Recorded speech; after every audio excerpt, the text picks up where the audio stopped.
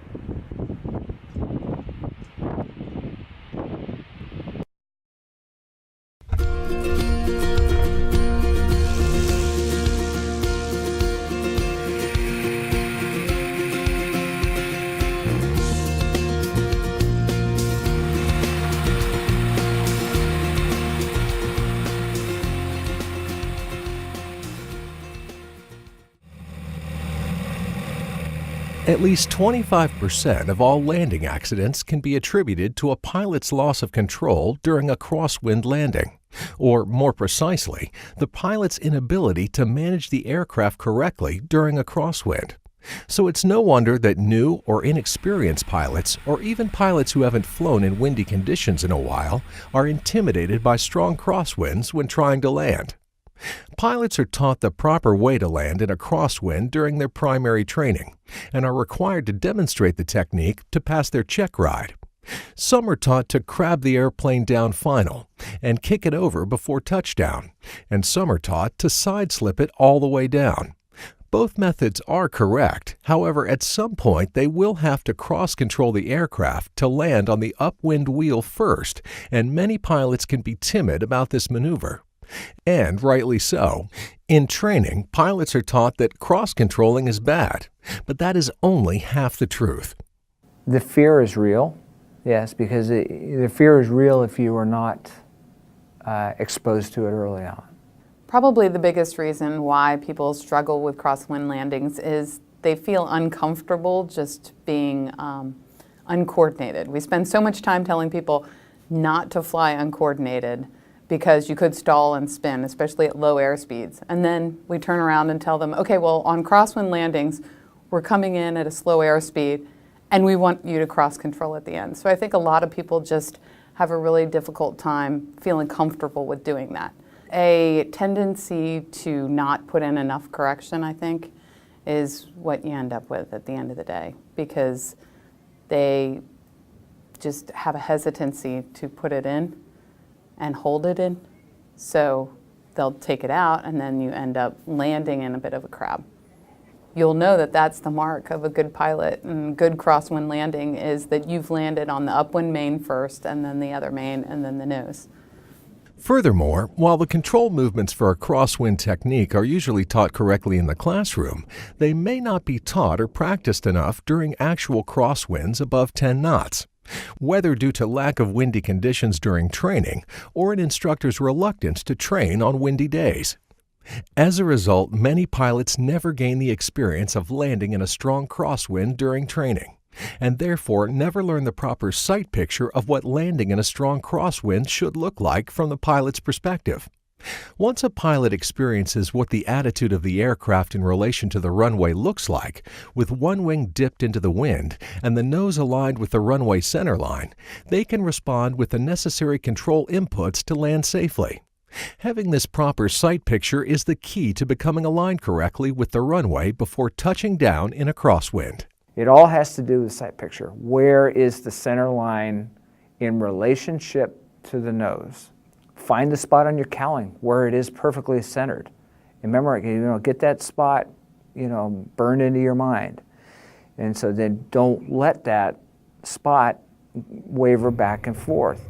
If you see the airplane move off the center line from side to side, ailerons.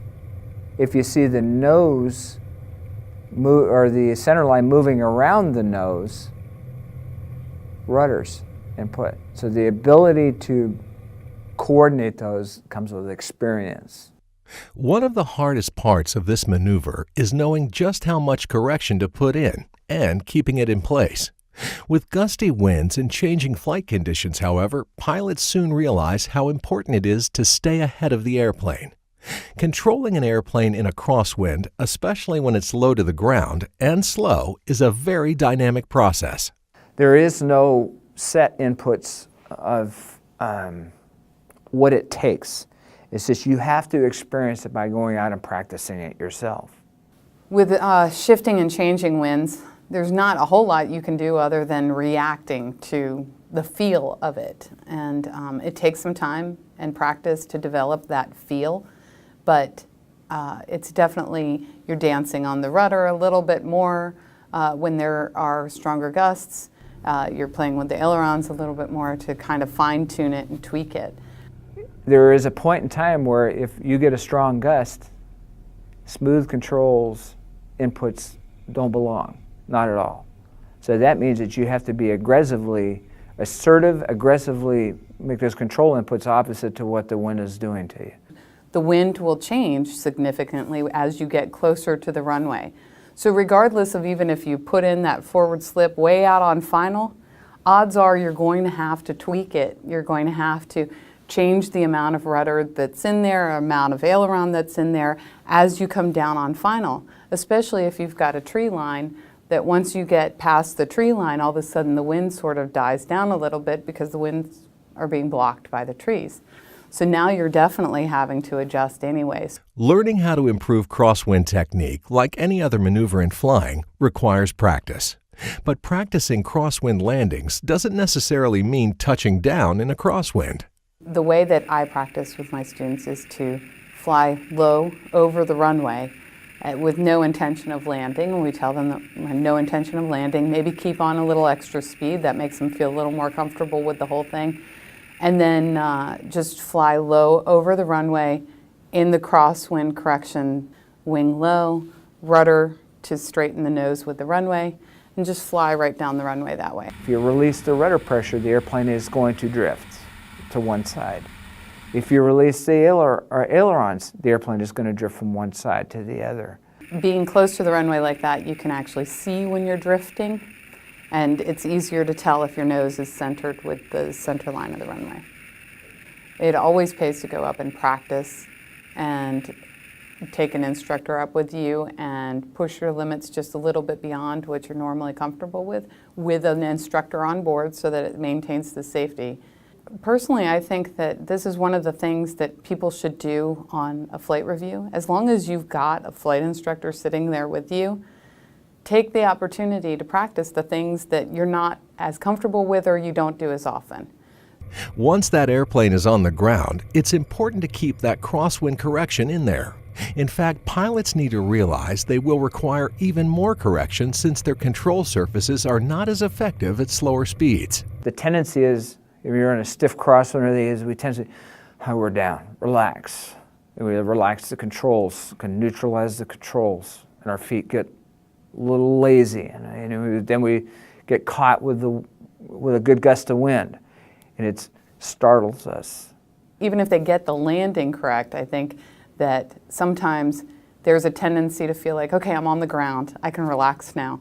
And so when they do that, then they take out the controls and then a wing dips over. So they don't follow through with the landing. Just because the wheels are on the ground doesn't mean you can stop the crosswind correction. As a matter of fact, you're going to be putting in more and more aileron as the aircraft slows down. But a lot of people kind of quit right when the wheels touch the ground. There may be some occasions when the wind is just blowing too strong to land. For example, what should you do if you've run out of rudder and still can't keep the nose pointed on the runway center line? Sure, there are pilots who pride themselves on landing a Cessna 172 in a direct 30-knot crosswind. But you have to ask yourself, are you willing to become a test pilot? I'm a safety person. I'm very safety conscious. I have nothing to prove to anybody. All I want to do is get my family and myself safely from one point to another, and I'm not going to be a test pilot when I do that, and I'm not taking risks with them or myself. It's imperative that you do have the mindset that not every crosswind landing is going to go well, that you may have to make a go-around out of it.